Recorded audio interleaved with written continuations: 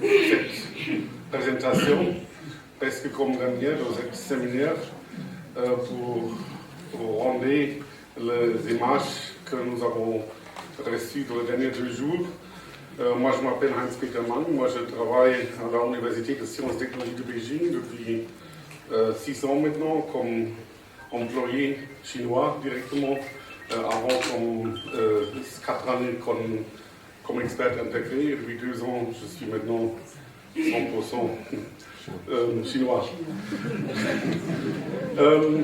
Notre centre, je vais vous donner vraiment une petite introduction de notre centre d'assessment et environnement durable, quelques informations sur l'objectif de millénaire pour le développement en Chine, informations sur l'assessment chinois rural par rapport au milieu urbain, la loi promouvoir l'assainissement, ligne directive et normes, et quelques exemples de bonnes pratiques et comment faire promotion et coopération.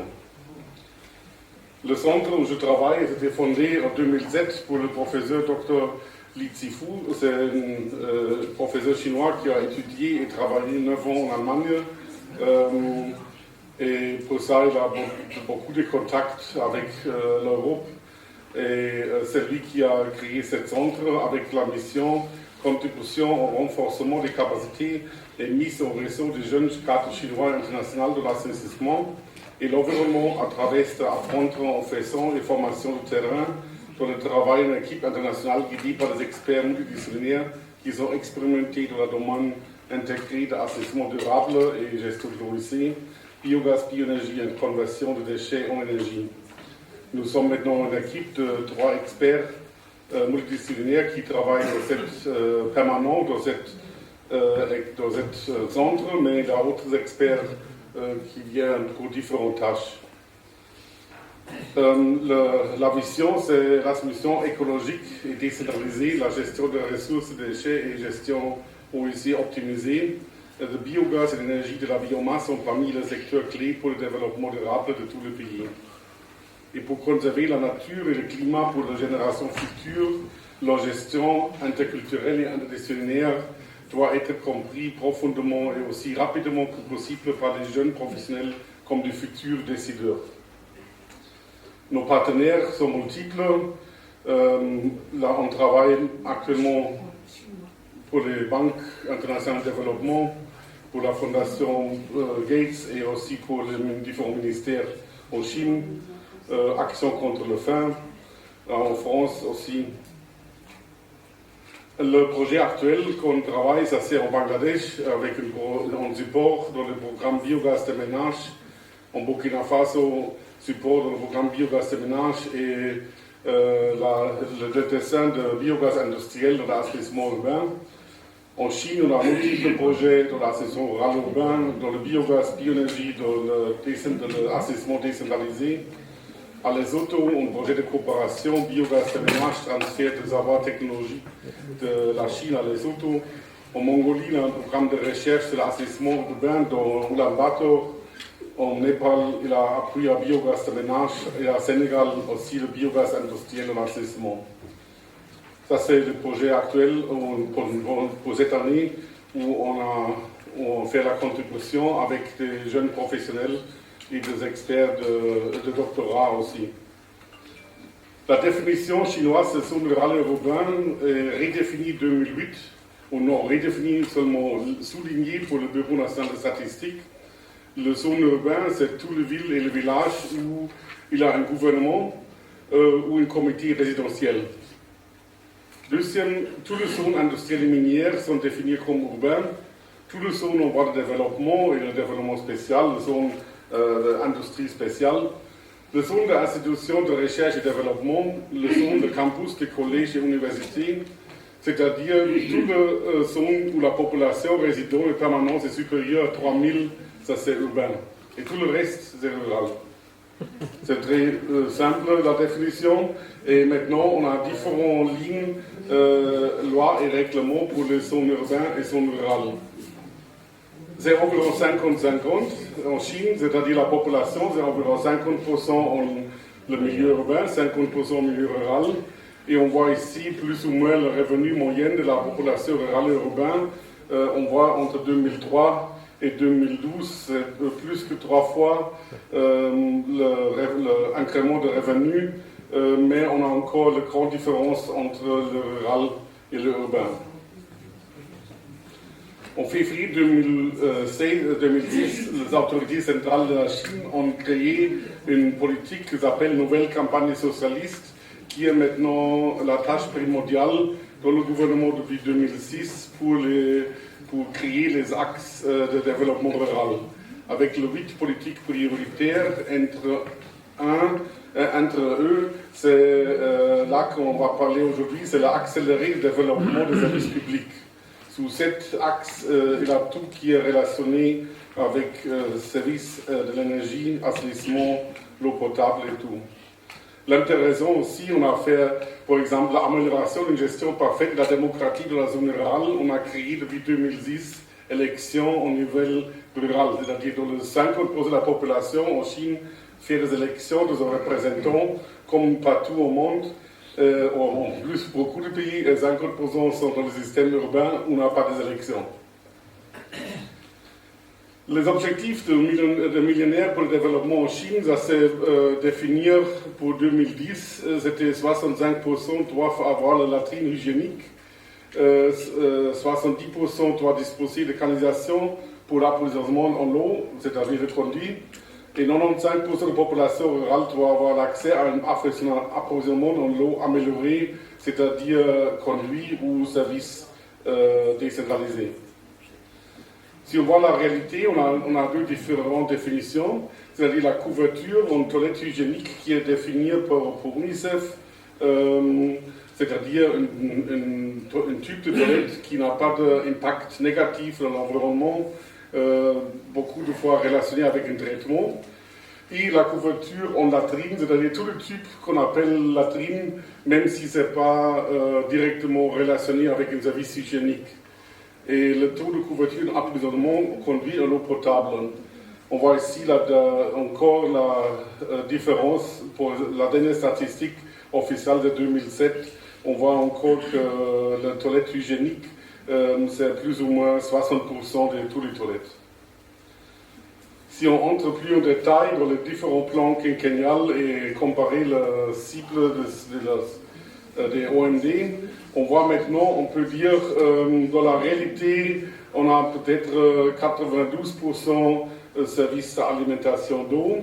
On a les objectifs de services de réseau adduction d'eau sont 80% jusqu'au 2015. C'est-à-dire, pas toute la population a l'accès à l'eau. La couverture en latrine, maintenant, la dernière statistique, c'est 67%. Et parmi eux, peut-être 40% avec le système hygiénique. La distribution, on voit ici aussi le développement dans zone à la côté de mar. Le taux de couverture de toilettes de latrines de différentes provinces, on voit la région Xinjiang et la région de Tibet, c'est encore défavorisé pour la couverture de toilettes ou de latrines, ou presque tous les services d'assainissement. Dans l'eau potable, il y a même les régions de Mongolie interne et quelques régions centrales qu'on n'a pas encore l'eau potable qui passe 40%. Le taux de traitement et de réutilisation des excréments de différentes provinces, ici c'est intéressant, même dans les régions qui n'ont pas de latrines ou des toilettes hygiéniques, il y a une réutilisation des excréments. Et ça c'est la raison pourquoi en Chine, quelquefois c'est même un problème hygiénique pour que la réutilisation des excréments c'est sans traitement ou avec un traitement non satisfaisant. Même si on a une norme depuis 1988 sur le traitement des excréments humains. Les investissements pour personne, pour capita, dans les installations sanitaires, on voit aussi ici, dans la région plus développée, c'est environ 500 à 1000 Chinese yuan pour l'installation d'un système sanitaire.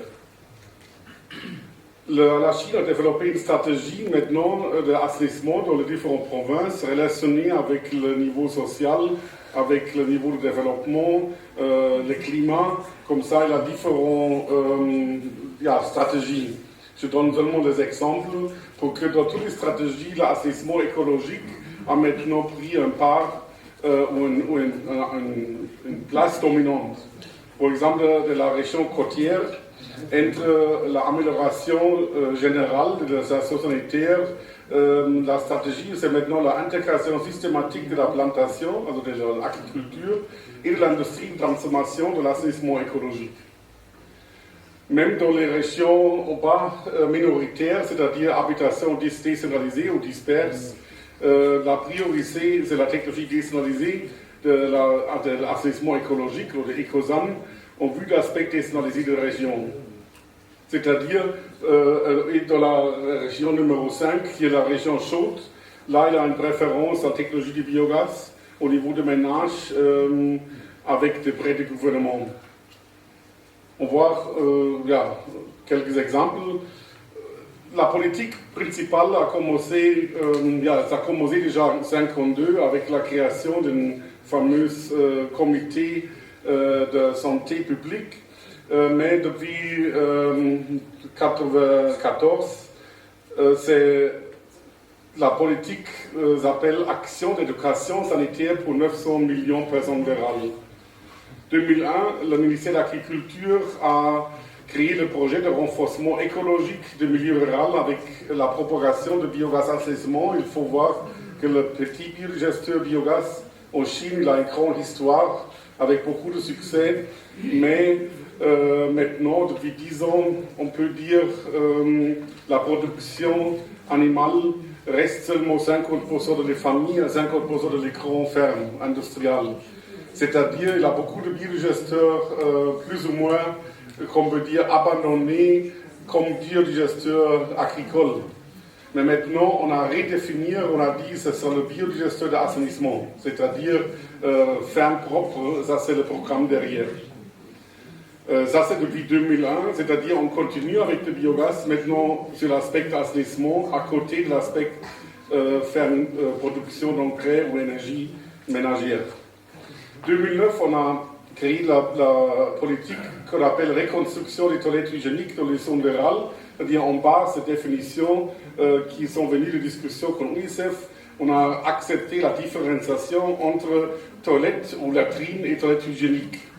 Et ça, c'est maintenant un de si importants programmes de services en santé publique avec une subvention où on veut aider à environ 4 millions de ménages pour reconstruire les toilettes sans risque hygiénique. En 2007, on a aussi créé la première fois pour que le ministère de l'Environnement est nouveau. Avant, ça n'a pas existé. Un renforcement des travaux de protection de l'environnement rural avec une politique de contrôle de pollution OEC. En 2007, on a même créé un plan pour augmenter 10% par rapport à 2010 le traitement des eaux usées domestiques au milieu rural. Et depuis 2010, maintenant, on appelle ça la ligne directrice de traitement des eaux domestiques et milieu rural, qui depuis cette année 2010 en implémentation avec tout ce règlement. La Chine, le ministère de la Santé, a publié un catalogue de solutions. Cet catalogue de solutions est obligatoire pour avoir subvention. C'est-à-dire on peut faire autre système, mais avec le risque de ne pas être dans un programme de gouvernement. Cet catalogue a 6 propositions technologiques sont recommandées, c'est-à-dire la famille a le choix technologique entre 6 différents systèmes, ou le comité villageois, plus ou moins non la famille quelquefois directe, pour que quelques systèmes sont aussi au niveau communal, comme les toilettes intégrées à Chasteau, on a besoin aussi d'un système de collection de canalisation. Le premier, c'est le tube fosse septique à 3 compartiments. Le deuxième, on appelle ça tube entonnoir à double fosse. Le troisième, c'est l'installation biogaz raccordée aux toilettes. Le quatrième, c'est la toilette de séparation d'urine et excréments. Le toilette de compost à double fosse et la toilette traditionnelle intégrée à Chasteau. Avec cette politique, la Chine a reconnu la pénurie d'eau partout en Chine maintenant, officiellement dans les politiques. Et l'assainissement sec est donc essentiel pour les raisons de santé agricole. Certaines formes de système de toilette utilisent moins de l'eau ou pratiquement rien. Le type de toilette, c'est le premier dans la liste, c'est le fosse septique à 3 compartiments. C'est pour les toilettes de faible débit. C'est principalement une fosse septique avec un réservoir final pour 30 jours de stockage avec une gestion anaérobie pour produire un fertilisant sans odeur et sans danger. Et les bactéries ou œufs parasitaires sont facilement détruits, mais au moins retenus dans les processus. Et on a un développement jusqu'au préfabriqué maintenant, ce n'est plus tout artisanal, c'est aussi industriel en différentes formes de plastique. Ça c'est un tube traditionnel, tube entonnoir à double fosse, c'est sur l'entonnoir céramique ou en béton. Cette toilette existe avec et sans séparation de l'urine et de matière fécale, c'est-à-dire quelquefois il a une séparation de l'urine directement comme en grès. Pour qu'on dit la matière fécale doit être stockée au moins 30 jours sur une digestion anaérobie pour produire fertilisant. La toilette à séparation d'urine, de même comme ici, il n'a pas de différence. Il a deux systèmes. Un système combiné avec un compost et un autre système avec des hydratations forcées. Ça dépend de la région climatologique. Et dans le système agricole, à quelle toilette on donne la préférence. La toilette à compostage à double fosse, ça c'est un système très simple, c'est aussi un système de compostage sans séparation d'urine, mais beaucoup de fois avec adduction de déchets jardin ou autres déchets pour la relation carbone-azote. Le coût de l'installation d'assainissement, le système, une connexion d'alimentation d'eau potable, c'est plus ou moins 250 dirhams. Une puits profonde avec pompe à main, ça c'est 40 à 80, ça c'est le petit puits de 2 cm. Le système ménager de collecte de l'eau pluviale, ça c'est par le programme aussi. Le toilette hygiénique de ménage, c'est-à-dire un renforcement pour faire la toilette avec un tube de traitement. Ça, c'est l'investissement, c'est environ 1000 dirhams. Et la toilette hygiénique publique ou à l'école jusqu'aux 7000. Maintenant, la liaison biogaz toilette, le 6e système, il a différents développements pour que ça dépend du type de l'agriculture ou du climat. Le principal, ça c'est toujours un biodigesteur qui est un peu différent du biodigesteur agricole pour que ici l'idée c'est la retenue de tous les parasites sédimentables le plus long que possible dans le biodigesteur. Le modèle au sud Chine, ça c'est un modèle 3.1, on appelle ça, c'est l'éco-agricole combiné le digesteur biogaz avec les tables et les toilettes. Le but, c'est combiner les résultats de la crise de l'énergie et améliorer la hygiène. Le biogaz est utilisé pour l'éclairage et la cuisson et l'engrais liquide pour alimenter le poisson, arbres fruitières, légumes, céréales et comme agent de lutte antiparasitaire. Le modèle au nord de Chine, on appelle ça 4.1, ça c'est dans une serre. C'est un système agricole combiné, digesteur, les tables, serres solaires et toilettes. C'est pour augmenter ou stabiliser la température du digesteur à biogaz. Même au nord, avec moins 40 degrés à Heilongjiang, on a beaucoup de ce type de digesteur pour qu'en hiver, au moins, il continue avec 10-12 degrés pour un minimum de biogaz, même si ce n'est pas une grande isolation. Le lissier ou le effluent est utilisé sur les terres de légumes. Et qu'on a l'idée que la supposition que les maladies sont éliminées. La construction des aires nécessite un apport aux capitaux, c'est-à-dire c'est plus cher que seulement un digesteur. Les légumes en serre nécessitent aussi plus d'eau pour qu'on n'ait pas de l'eau pluviale qui peut alimenter ce type d'agriculture. Comme ça, c'est dans les zones de périmètre. Le modèle au nord-ouest de Chine, on appelle ça Saint-Guérin.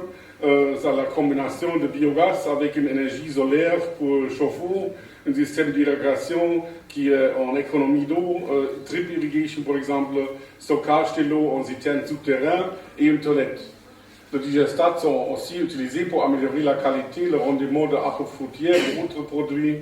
Et l'eau recueillie dans un système souterrain sont utilisées dans la production de biogaz, arrosage et l'irrigation. C'est-à-dire, ce système est très proche au système biogaz allemand avec le stockage longtemps de effluents et utiliser tout. La subvention en système biogaz, ça dépend aussi de la région climatologique et de la région minoritaire ou sociale. C'est-à-dire, ça varie entre 1000 jusqu'aux 3000 yuan. Par exemple, à Tibet, c'est le 3000 yuan pour que c'est plus froid, le biodigesteur soit plus grand pour compenser la température.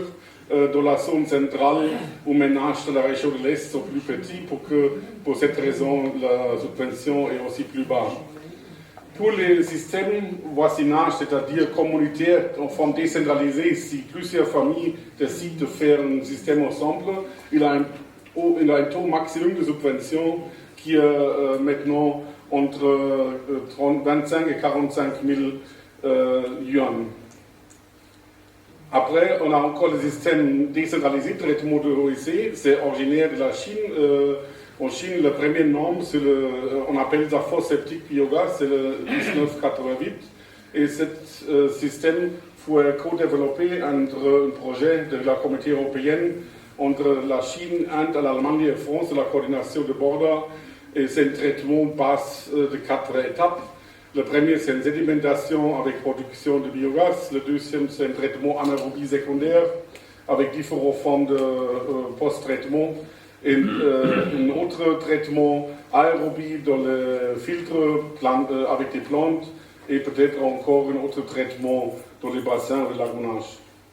C'est-à-dire, les éléments clés, c'est premièrement un type de fosse septique étanche à gaz. Normalement, même si en Inde, on a plus continué avec le système étanche à gaz, mais en Chine, oui. Après, on a le système de baffle réacteur, et après un filtre, et après un type de filtre végétal. Ça, c'est le système le premier. On voit ici aussi, c'est le plus vieux, c'est pour les toilettes publiques, par exemple, pour une ville à Sichuan, même pour les écoles, le système qu'on a installé pour les écoles. C'est aussi pour les hôpitaux, le système installé. Les organisations non gouvernementales sont encouragées par le gouvernement chinois de participer dans les secteurs d'approvisionnement en eau et assainissement rural. Il faut faire, normalement, les projets qui sont lancés par les ONG sont conjointement organisés et gérés par le gouvernement dans les zones des projets. Depuis 2012, on a un programme de promotion pour la Fédération de la nationale des femmes de Chine qui s'appelle l'amour de la grande air aux grandes mers. Ça, c'est le plus nouveau programme maintenant qu'on a créé avec appui du gouvernement. La conclusion de leçon retenue pour un programme national d'assainissement rural, c'est-à-dire un fort leadership, détermination et engagement, c'est nécessaire, une politique simple et claire, pour qu'il faut comprendre, que tout le monde comprend, pour que c'est le milieu rural aussi, dispositions institutionnelles non compliquées pour le dirigeant et pour la coordination interdépartementale. La participation de la communauté, le principe pour leur pays, c'est-à-dire il faut toujours avoir une participation des ménages, même si on donne des subventions, pour le recouvrement des coûts et la volonté de contribuer financièrement, le renforcement des capacités, assistants techniques avec appui d'organisations internationales, partage de connaissances de compression, l'intégration de la saison liquide et solide pour que beaucoup de fois on ne peut pas séparer ces deux types de déchets si on a une pollution de source d'eau, l'éducation hygiène et sanitaire et l'approvisionnement de l'eau. Et la collection et traitement séparé de l'eau pluviale et industrielle. Ne pas mélanger ce système, mais ça on a déjà dit plusieurs fois. Merci beaucoup.